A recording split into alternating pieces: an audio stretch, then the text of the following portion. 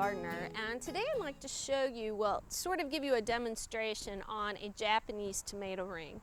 Now, the Japanese tomato ring has sort of an interesting history to it. A man in the 1950s came up with this technique. Now, I'm going to tweak it a little bit and teach you how to do it and utilizing the compost that you have this season to create a tomato ring that you can use next season. So what you're going to need is you're going to need wire that has 6-inch openings. Now, the type of wire that I'm talking about is the type that they lay down for concrete driveways. And this is not it, but I'm just using this as a demonstration. So once you get that, you're actually going to want enough that you can create a 3-foot circle, and that is large enough for 4 tomato plants. And when it comes to planting the Japanese tomato ring, that will be in a part 2 video. So you create your ring and you decide where you want it in your yard. Now, we all know tomatoes need full sun as much as the amount of sunlight that you possibly can give them, and you need to have it in an area that has well-draining soil. So your growth requirements are for your tomatoes. You need to set your Japanese tomato ring in that environment because you're not going to be moving it.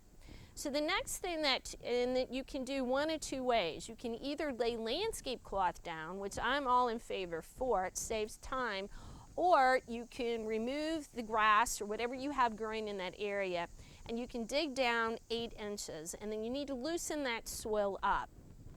So once you've done that, secure your Japanese tomato ring to the ground.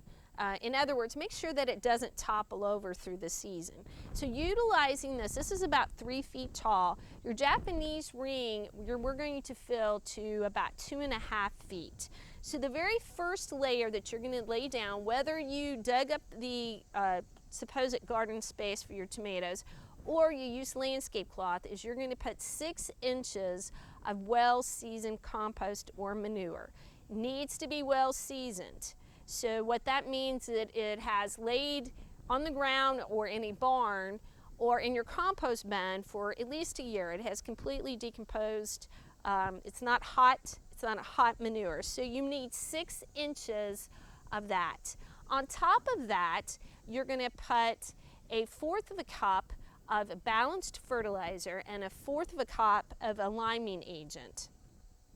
Then you're going to layer on top of that 6 inches of yard waste. Now that can be leaves, that can be grass clippings, and this is why I say we're doing this now in preparation for next year. And I like this technique because grass, when it's green, can produce too much nitrogen. Gives that grass some time to start decomposing.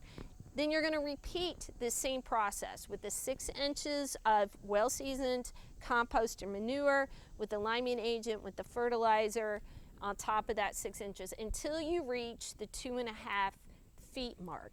Once you've done that, leave it alone until next season. When next season comes around, if you need to add more to the layers to get that 2.5 feet, go ahead. And I'm just going ahead and telling you this process, but again, there will be a part 2 video as far as the planting goes. When you're ready to plant though, you're actually going to create a hole in the top of your layers of plant material and compost, and you're going to put an all-purpose fertilizer in there, and then you're going to water it in.